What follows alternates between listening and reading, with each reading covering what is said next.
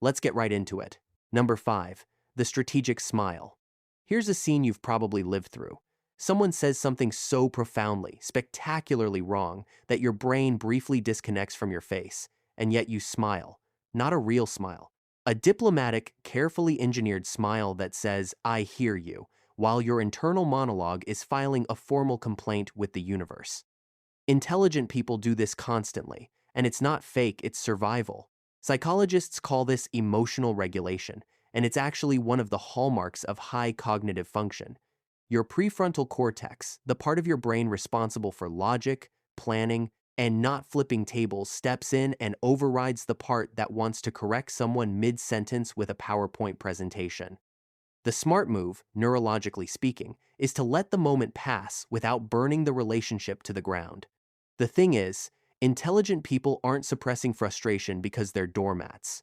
They're doing a rapid cost-benefit analysis faster than most people pick a Netflix show.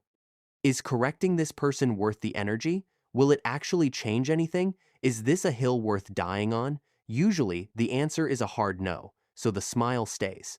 Warm, practiced, slightly tired around the edges. Basically, it's the facial equivalent of putting your phone on airplane mode during a family dinner. You're still there. You're just not fully available. Number 4. They ask questions. Instead of giving lectures, nothing escalates a conversation faster than telling someone they're wrong. Do it directly, and suddenly you're not discussing an idea anymore. You're in a debate about their entire identity, their upbringing, and whether they deserve to have opinions at all. Intelligent people figured this out somewhere around the third time a correction turned into a 2-hour argument with someone who still didn't change their mind. So instead of correcting, they ask, "Oh, interesting, what made you think that?" Or, "Where did you hear that?"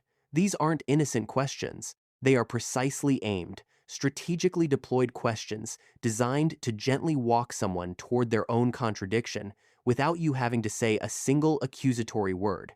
It's Socratic method with a casual shirt on. The psychology here is rock solid. People are far more likely to update a belief when they feel like they arrived at the new information themselves. The moment someone feels corrected or embarrassed, the brain activates defensiveness, and defensiveness is basically a steel door that locks information out permanently. But ask the right question, let them talk, and occasionally they'll talk themselves right out of their own nonsense. It's like being a tour guide through someone else's logic until they notice the cliff. You didn't push them, you just handed them a map and walked at a reasonable pace. Number 3. They pick their battles like a chess player. Not every stupid comment is a crisis. Some are just background noise, the intellectual equivalent of a car alarm going off at 3 a.m. Annoying? Yes. Worth getting out of bed for? Absolutely not.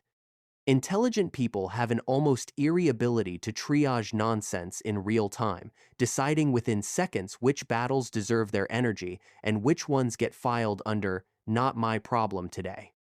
This isn't laziness, it's cognitive economy. Your brain has a finite amount of decision-making fuel per day. Psychologists call it ego depletion, and spending it on arguments you can't win with people who aren't listening is the mental equivalent of running your car engine in a parked garage. Loud, wasteful, and slowly poisoning the environment. Smart people know that engaging with every piece of misinformation or bad logic thrown their way would leave them completely drained before lunch. So they develop filters, unconscious ranking systems that sort incoming nonsense by urgency, impact, and likelihood of resolution. A coworker who thinks the moon landing was staged, smile and redirect. A friend making a genuinely harmful financial decision, that one gets the full intervention. A stranger online confidently wrong about something trivial, they close that tab before you even finished reading the sentence. The chess player doesn't react to every move, they respond to the ones that actually matter. Basically, they're playing the whole board while everyone else is staring at one piece. Number 2.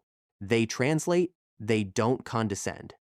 There is a very particular kind of person who responds to confusion by explaining the same thing louder and slower, as if volume is the missing ingredient in human comprehension.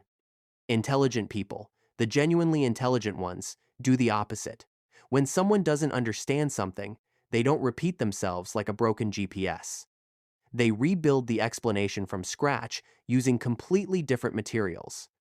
This is called the Feynman technique, named after physicist Richard Feynman, who believed that if you couldn't explain something simply, you didn't actually understand it yourself. The ability to translate complex ideas into accessible language isn't a dumbing down, it's a demonstration of mastery. It also requires something that pure intelligence alone doesn't guarantee: empathy. You have to actually care whether the other person understands, not just whether you've technically said the right words. The condescending version of intelligence assumes the problem is always the other person's capacity. The functional version assumes the problem might be the delivery. One of these approaches builds connection and occasionally changes minds. The other one makes people feel stupid, shuts down curiosity, and guarantees that nobody in the room will ever ask you a question again. Smart people have learned, sometimes the hard way, that being the most knowledgeable person in a conversation means absolutely nothing if you've made everyone else feel too small to engage. A lighthouse doesn't judge the ships, it just keeps the light on. Number 1. They assume ignorance before malice. Here's a reflex most people don't examine. When someone says something baffling, offensive, or just cosmically stupid, the gut reaction is to assume the worst. They're lazy, they're cruel. They're doing this on purpose. Intelligent people interrupt that reflex with a question, not out loud, just internally. Is it possible they just don't know? This is called Hanlon's razor, a philosophical principle that essentially says never attribute to malice what can be adequately explained by stupidity. And before you take that as permission to be dismissive, here's the nuance. It's actually the more generous interpretation. It assumes people are capable of learning, capable of change, and not fundamentally broken. That's not naivety. That's a strategic act of optimism with practical consequences. When you approach someone assuming ignorance rather than intent, your entire body language shifts, your tone changes, your questions become curious instead of accusatory. And people, even frustrating ones, can feel that difference instantly. They either open up or they don't, but you've at least created the conditions where a real conversation is possible. Compare that to going in guns blazing with the assumption that they're being deliberately dense, and suddenly you've guaranteed a defensive standoff before anyone said a useful word. Intelligent people aren't more patient because they're saints. They're more patient because they've run the experiment enough times to know which approach actually produces results. Assuming the worst feels satisfying for about 4 seconds. Assuming ignorance occasionally produces an actual human breakthrough. That's all for today. I'll be making similar videos in the future. Subscribe to see them.